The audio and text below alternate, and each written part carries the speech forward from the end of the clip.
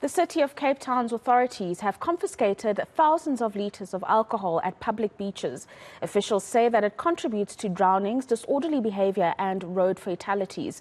The confiscation is part of several measures in the city that it's using to ensure a safer festive season for everyone. City of Cape Town law enforcement spokesperson Wayne Dyason joins us now for the very latest on this operation. Thank you very much for your time this evening. And just based on the operation that you all had today, perhaps furnish us with a bit of context around it and whether you're finding that more people are actually complying with the city's laws around public drinking. Yes, good evening to you and good evening to your viewers.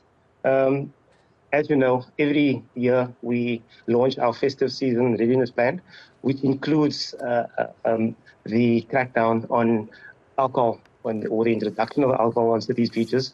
And as we all know, alcohol contributes greatly to incidents of antisocial behavior and even drownings.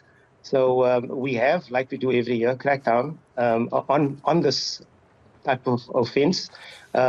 We've confiscated quite a bit of alcohol for the period thus far. It is slightly less than what it was last year at the same time, but we all know that the weather was a bit inclement over these last couple of days, so we anticipate that the weather will increase, and so will incidents of people trying to introduce alcohol onto the city's beaches. So we have cracked down by giving fines of 500 Rand and also confiscating or impounding the alcohol.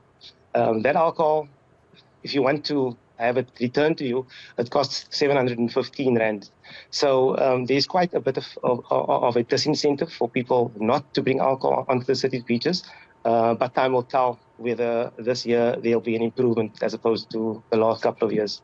And it's interesting that you are talking about the fines that are imposed on those who are found drinking, but also the fact that as the weather improves over the next few days, that you might find that there are more incidents of public drinking on the beaches.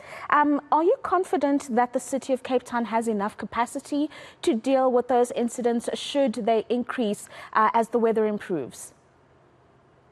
Yes, we are pretty confident. We have our annual festive season readiness plan, which is underpinned by public safety and visible policing at city amenities. And it also identifies operational focus areas as well as priority deployment. So we are able to respond to any type of incident that may occur on our beaches or at our amenities. And we are pretty confident, or extremely confident, that we will be able to handle any eventuality.